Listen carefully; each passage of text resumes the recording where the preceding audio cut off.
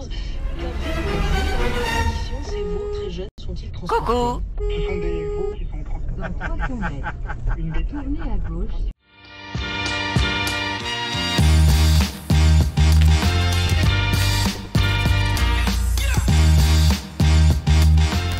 Alors bonjour à tous, alors comme vous avez pu le voir dans l'introduction, aujourd'hui on va tester une dashcam de la marque 70 mai. C'est une marque assez connue, hein, je la connais depuis un bout de temps, mais j'avais jamais eu l'occasion d'ailleurs de tester ne serait-ce qu'une dashcam. Donc ils m'ont contacté pour que je vous teste leur nouveauté, puisque là l'intéressant sur cette dashcam c'est qu'elle a un objectif qui permet de filmer à 360 degrés. Allez, c'est parti, on commence par le déballage. Allez, on ouvre. On sort ça. Donc comme on peut le voir au niveau des logos, on va avoir donc le chargeur allume-cigare et le câble USB. On sort ça, on tombe directement sur un tout petit chargeur allume-cigare. Donc là, on va avoir le port dédié à la dashcam et là un autre port USB pour recharger par exemple votre téléphone. Après, on a donc un câble mouse. Il n'y a pas de souci, on aura assez de distance. Donc vous voyez, c'est de l'USB-C en USB-A.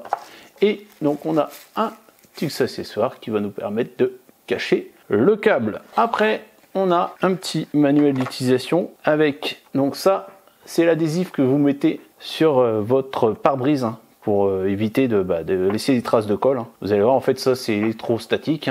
Et après, donc vous allez directement coller ça dessus. Voilà. Donc vous en avez deux, donc c'est bien. Si vous voulez le changer, d'ailleurs, vous avez aussi donc l'autocollant de rechange. Vous voyez, c'est exactement le même. Ça c'est bien pensé. Et donc on a un manuel d'utilisation et vous pouvez voir, on a du français. De toute façon, on va détailler toutes ces options pendant le test. Et donc voilà à quoi ressemble la bête. Donc ici, on a la caméra avec en dessous un haut-parleur. Donc vous voyez, on peut faire une rotation.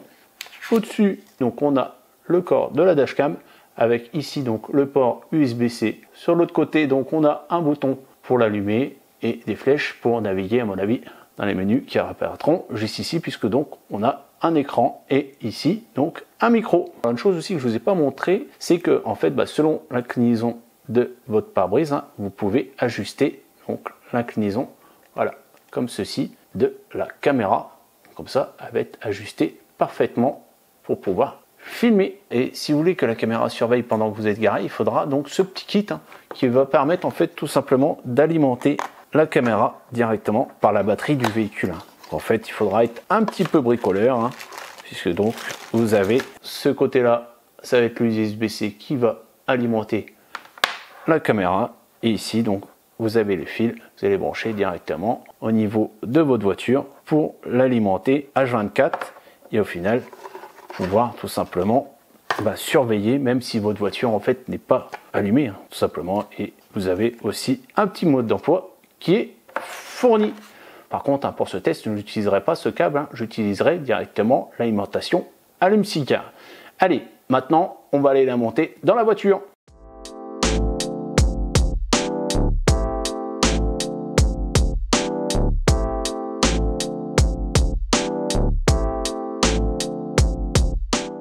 Donc là, je vous montre comment j'ai installé la dashcam donc dans la voiture. Donc là, j'ai mis, vous voyez, le petit film électrostatique. J'ai collé la caméra dessus. Et après, donc, je me suis amusé à cacher le câble avec le petit tourtis qui est fourni. Donc là, je l'ai fait passer dans le ciel de toit. Je l'ai fait passer ici. Et après, je l'ai caché derrière le petit joint qui se trouve juste là. Et après, ça passe au niveau de la boîte à gants. Et ça ressort de ce côté là et c'est branché directement en USB, puisque donc ma voiture dispose d'USB, sinon vous auriez dû utiliser la prise allume-cigare. Donc voilà ce que ça donne. Et alors ce qui est assez bien foutu, on va dire, au niveau de ma voiture, c'est que donc vous voyez, ça gêne pas le champ de vision, puisqu'en fait elle est pile derrière le rétroviseur. Par contre, oui, forcément, si vous voulez faire du vlog comme c'est proposé avec la caméra, en fait, on vous verra pas. Je voulais au final que on n'ait pas la caméra qui soit dans le champ de vision, elle tombe pile poil derrière le rétroviseur. Et aussi, une fois installé, si vous voulez régler son champ de vision, vous pouvez directement l'incliner comme ceci Et si vous voulez l'enlever de la voiture, vous avez juste à faire hop, comme ceci.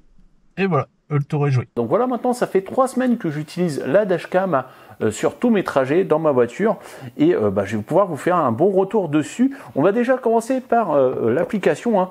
Donc là vous pouvez voir en fait c'est la visualisation en temps réel de la caméra. Donc en fait il faut connecter directement le téléphone au Wi-Fi de la caméra pour pouvoir disposer directement des données sur son téléphone. Alors vous pouvez aussi brancher directement si vous voulez la caméra sur un PC, hein, pour récupérer directement les rushs, hein. Mais bon, le plus simple, voilà, c'est de laisser la caméra quand même dans la voiture et de pouvoir vous connecter en Wi-Fi, surtout que c'est assez rapide au niveau du Wi-Fi. Vous pouvez télécharger directement en fait les fichiers qui vous intéressent, hein. Donc on va justement faire un tour au niveau des fichiers, hein. Donc là vous cliquez ici au milieu. Donc là vous avez une récap de tous les enregistrements que vous avez pu faire, donc aussi bien les enregistrements d'une voire 3 minutes, hein, c'est vous qui choisissez, de toute façon on verra ça dans les paramètres. Donc les vidéos d'urgence, ça c'est quand il y a une détection de mouvement au niveau de la caméra, hein. Donc en fait vous allez pouvoir aussi d'ailleurs régler la sensibilité au niveau de l'enregistrement. Après donc on a le mode parking. Alors le mode parking, je vais pas pouvoir vous faire de démo puisqu'en fait c'est vraiment intéressant dans le sens où ça allait vous faire une surveillance du véhicule quand en fait vous n'êtes pas dedans, sauf que en fait il faut brancher ce câble là que vous avez vu au début au déballage, hein, puisqu'en fait lui il va être relié directement au niveau de la batterie et va pouvoir alimenter en fait la caméra, sauf que forcément quand vous branchez directement sur le port USB de la voiture, dès que vous descendez la voiture ça coupe l'alimentation de la caméra. Il faut disposer de ce câble en option pour pouvoir utiliser le mode parking. Ça je trouve ça un peu bête, ils auraient pu mettre une petite batterie au final dans la caméra pour pouvoir surveiller. Alors forcément si vous n'êtes pas pendant 24 heures dans la voiture, ça serait compliqué à mettre en place. Donc au final non, ce qu'il faut impérativement c'est avoir le câble pour pouvoir utiliser un peu le mode sentinelle comme on pourrait avoir dans les Tesla, hein. Mais après moi comme j'ai une voiture entre guillemets qui est de location, je ne pouvais pas utiliser, du moins tester avec le câble. Après donc on a les vidéos vlog etc. Donc ça c'est en fait les enregistrements si vous vous filmez en conduisant, et vous avez aussi les prises de photos juste là. Donc là on va aller faire un petit tour dans les vidéos, voir un peu comment ça s'agence, hein. Donc là vous voyez en fait là c'est là quand j'ai manipulé, mais on va dire là vous pouvez voir mes trajets. Donc là je vais vous montrer un enregistrement que j'ai fait donc sur un de mes trajets, et donc déjà au niveau de la vidéo déjà on peut voir que c'est une bonne qualité, hein, puisque là on est sur du 1080, hein. Après ça pareil vous pouvez le régler, hein, parce que forcément plus vous allez filmer en haute définition plus ça va prendre de stockage, sachant que là on a un modèle 64 Go et on y reviendra après, hein, justement au niveau du stockage on en reparlera. Donc là vous avez tous les détails, aussi bien donc de la date, l'heure, la vitesse et aussi donc la position GPS. Vous pouvez d'ailleurs aussi ajouter les effets, donc c'est-à-dire que vous allez pouvoir afficher la vitesse, léger. Ah d'ailleurs j'avais même pas vu, c'est qu'on peut voir aussi la distance avec les voitures. Putain c'est trop bien fait. je découvre en même temps que vous. Attendez, on va revenir là, ça m'épate ce truc. Attendez, là j'ai halluciné. Ouais, on va voir. Ah si, il voit en plus, ouais c'est ça, c'est bien la distance, regardez. C'est un truc de fou, ouais. Vous voyez aussi l'inclinaison qui est juste là. Oh la vache, c'est un truc de dingue. Je découvre en même temps que vous. Vous voyez, j'ai même pas pu utiliser tout le plein potentiel. Donc ça, c'est vraiment bien foutu parce que voilà, on a des données en plus, à part juste de filmer de base. On a vraiment voilà, des infos en plus sur, vous voyez, même la position au niveau de la carte, une sorte de mini GPS, etc. La vitesse, l'inclinaison, la force G. Et après, donc, vous pouvez donc télécharger la vidéo, la supprimer, etc. Donc moi ce que je vais faire, je vais la télécharger comme ça, je vais vous faire une petite démo comme ça en plein écran, parce que là forcément avec le téléphone vous voyez pas bien, mais là vous avez le rendu en plein écran de voir ce que ça donne par rapport à la vidéo qui est enregistrée à même au niveau de la dashcam. Donc maintenant je vais vous montrer aussi le rendu de nuit, hein. Et c'est vrai que c'est intéressant dans le sens où au final là on n'a pas du tout d'éclairage public, hein, vous voyez dans le village, et juste avec la lumière des phares on arrive quand même à enregistrer une bonne image. Et donc il y a aussi une deuxième méthode, hein, pour visualiser ce qu'a enregistré la caméra au niveau de vos trajets. Donc c'est comme une sorte de timeline, hein. Vous pouvez voir en fait que vous avez donc en vert c'est en standard, hein, donc c'est enregistrement en standard, et en rouge c'est quand il y a des enregistrements en urgence, hein. Donc souvent voilà, quand moi j'ai laissé par défaut c'est assez sensible, en fait c'est quand je passe des dodanes à chaque fois ça enregistre, hein. Donc ça vous pouvez le régler, il n'y a pas de souci. Et donc là on va revenir aller plus loin possible, on va essayer de revenir sur un trajet, voilà, tiens on se met comme ça. Voilà, et donc là vous pouvez voir le déroulé directement. Donc là j'étais à la station service vers 18 h, et à partir de là hop, pouvez naviguer plus facilement, on va dire, pour retrouver une vidéo d'un trajet ou autre. Je trouve ça aussi intéressant. Donc maintenant, on va faire un tour dans les paramètres de la caméra. Alors une chose aussi à savoir au niveau des réglages, c'est qu'il faut vous connecter aussi en Wi-Fi directement avec la dashcam, sinon vous ne pourrez pas accéder à toutes les options. Donc ici, on a le codage vidéo, donc en fait c'est le H265 comme on a sûrement sur les caméras de surveillance. Donc voilà, ça permet un stockage plus efficace. Par contre, voilà, ça ne peut pas être lu par tous les périphériques, donc ça c'est une chose à faire attention à ce niveau-là. Donc après, on a la résolution, donc on peut régler soit en 1920 par 1080 en 30 fps ou 1920 par 1080 en 60 fps. Moi, je vous recommande 30 fps. Alors forcément, 60 fps, ça permettra d'avoir des ralentis et avoir un peu plus d'images si, par exemple, vous voulez capter le numéro d'une plaque ou autre. Mais forcément, on aura moins de stockage au niveau de la caméra, puisque on est dépendant du stockage de la dashcam, qui est de 64 Go ou 128, ça dépendra du modèle que vous aurez acheté. Mais bon, faites attention quand même à ça. Donc la durée des clips, moi j'ai laissé par défaut, je crois, c'était 1 minute, sont 2 minutes ou 3 minutes au niveau des clips. L'HDR, ça c'est pareil, intéressant dans le sens où ça va vous donner un peu plus de luminosité au niveau des vidéos qui sont enregistrées. Donc ça, faut le laisser aussi comme ça, par défaut. Après, donc vous avez le filigrane des vitesses, etc. Donc ça, c'est comme je vous ai montré au niveau de l'enregistrement. Ça, c'est toujours bien d'avoir justement les indications GPS, etc. Là, c'est pour le logo, pareil au niveau de la vidéo, si vous voulez laisser ou l'enlever. Et en dessous, donc la fréquence d'enregistrement, donc 60, 50 Hz, etc. Donc après, on a des réglages par rapport au mode Sentinelle. Alors forcément, c'est un peu bête, on ne pourra pas le tester parce que forcément, il faut brancher le câble. Donc là, on a des détections de collision, détection de mouvement, effet de lumière de surveillance et des accélérés. Donc c'est quand même assez sympa quand même de pouvoir surveiller sa voiture quand on n'est pas là. Mais voilà, il faut brancher ça directement au niveau des fils de la batterie. Donc après, on a des options de vidéo intelligent. Donc on a la vidéo d'urgence, donc là c'est réglé en haute sensibilité, c'est ce que je vous ai expliqué, en fait la caméra détecte les chocs et moi dès que je passe un dodan elle enregistre, donc je vous conseille de baisser tout simplement cette option. Donc après vous avez la DAS, en fait c'est la dashcam qui va vous parler et vous dire par exemple si un véhicule est lent devant vous ou si vous franchissez une ligne, etc. Vous pouvez régler directement les options ici, mais voilà, après ça reste que de l'anglais. Je trouve ça un peu gadget, mais si vous n'avez pas l'option déjà par défaut dans votre voiture, ça peut être intéressant. Voilà. En dessous, donc on a les commandes vocales. Donc en fait, vous pouvez dire à la caméra, par exemple, de filmer à gauche, à droite, etc. Par contre, ça sera que des commandes vocales en anglais. Shoot on right. Shoot on the left. Take a photo. Donc après, on a les réglages du son et on a la langue. Donc en fait, la langue que va utiliser la caméra pour vous parler. Et vous voyez qu'on a que de l'anglais, de l'espagnol, du portugais, on va dire. Donc on n'a pas de français, c'est un peu dommageable à ce niveau-là.